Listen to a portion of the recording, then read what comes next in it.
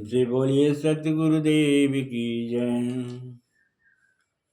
गुरु को कीजिए बंदगी, गुरु को कीजिए बंदगी, कोटि कोटि प्रणाम। कीट न जाने विंगति, गुरु कर ले आप समान।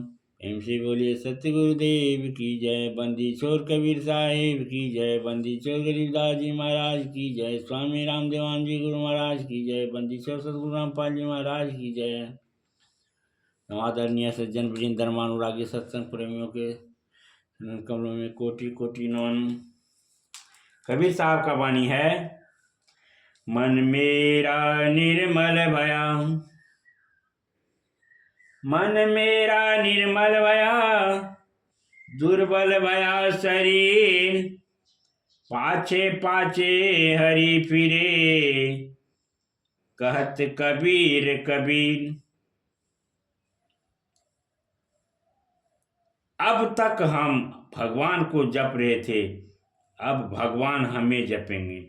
एक नशा सा हो जाएगा, हमेशा भगवान की तरफ मन लगा रहेगा। कुछ भी करोगे अजीब निश्चिंतता तैरती रहेगी। जो होगा भगवान करेंगे, हम शरीर से कर्तव्य करेंगे, आगे भगवान जाने। एक कथा है, एक भक्त ने भगवान का दरवाजा खटखटाया। भगवान ने पूछा कि कौन है। भक्त ने कहा कि मैं आपका भक्तराज। फिर भगवान ने कहा अभी मैं दरवाजा खोलने के मूड में नहीं हूं। भक्त चला गया। पुनः कुछ दिनों के बाद दरवाजा खटखटाया। भगवान ने पूछा कौन हो। बाहर से भक्त ने कहा मैं आपका दास। भगवान ने कहा अभी मैं मूड में नहीं हूं। कुछ दिनों के बाद वह भक्त पुनः आया और भगवान के दरवाजे को खटखटाया। भगवान ने पूछा कौन हो। वह कहा महाराज आपका शरणागत। भगवान ने कहा अभी मैं दरवाजे को खोलने के मूड में नहीं हूं। चौथी बार भक्त पुनः भगवान के दरवाजे को खटखटाया। भगवान ने पूछा कौन हो। फिर वह चुप हो गया। कहा अगर मैं कहूं कि तुम, तो तुम कहने पर तू कहने वाला बचता है। अब तू कहने वाला भी बचा नहीं है। बिल्कुल तू ही तू है, बिल्कुल अकेला। भक्तराज की पदवी, दास की पदवी, शरणागत की पदवी सब समर्पण हो गया। एकदम भक्त अकेला हो गया। तो कहते हैं कि भगवान ने दरवाजे को खोला और भक्त को अपने हृदय से लगा लिया और भक्त उनके हृदय में समा गया। यही है समर्पण। जैसे जैसे समर्पण बढ़ता जाता है वैसे वैसे मन में एकाग्रता आती जाती है। मीराबाई कहते हैं मेरे तो गिरधर गोपाल दूसरा न कोई।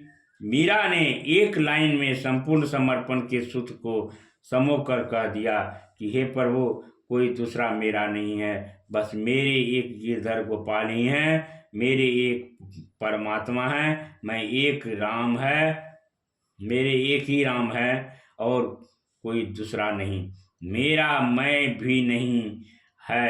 अहंता ममता सब मिट गई, सब भगवान। अब भगवान उसके पीछे पीछे दौड़ेंगे। यही है समर्पण। एक पादरी ईसाई धर्म प्रचार के लिए निकला था। समुद्र यात्रा करते हुए वह एक द्वीप में पहुंचा। वहां पर 3 बूढ़ा रहा करते थे और कोई नहीं था। तीनों बूढ़ों को पादरी ने पूछा तुम लोग प्रार्थना भी करते हो। उसने कहा हाँ प्रार्थना करते हैं। तो कैसे करते हो। हम 3, तुम भी 3। तुम मेरा रक्षा करना, मैं तेरी पूजा करूंगा, बस यही तो प्रार्थना है।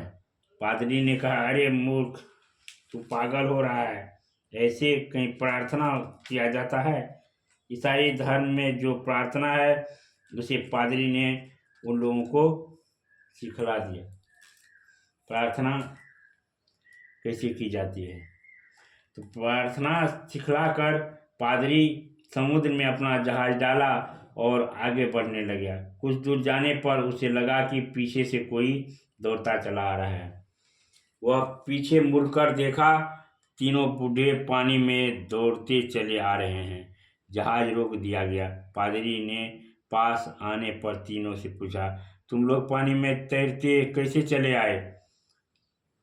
उन सब ने कहा, हमने भगवान को कहा कि हे प्रभु, हम दौड़ लेंगे, तुम अपना काम करना। हम दौड़ने का काम करेंगे और तुम बचाने या न बचाने का जो तुमको करना है सो तुम करना। काम करने की जिम्मेदारी हमारी है, तुम्हारा काम करने की जिम्मेदारी तुम्हारा है। अपने काम को तुम जानो, अपने काम को मैं जानता हूँ। हम अपना काम कर रहे हैं, चल रहे हैं, और उसका काम है कि पानी में डूबने से बचाए। वह हमें बचा रहा है, बस ये बात तो इतनी ही है। इस स्थिति को देखकर पादरी अचकचाया और कहा, प्रणाम है तुम्हें, तुम ही भक्त हो। इसी तरह शरीर से कर्तव्य हो और कोई चिंता नहीं रखना चाहिए। चाह न मरने की न जीने की, चाह न कुछ पाने की न खोने की, चाह न और कोई कुछ, बस समर्पित। देखना मन कितना शांत होने लग जाता है। समर्पण के द्वारा मन को एकाग्र करने में बहुत ही मदद मिलती है। समर्पण के द्वारा समाधि की स्थिति हो जाती है। समर्पण के द्वारा आत्मा का प्रत्यक्ष ज्ञान हो जाता है। हम लोग भी समर्पित बुद्धि को अपनाकर इसका लाभ लें।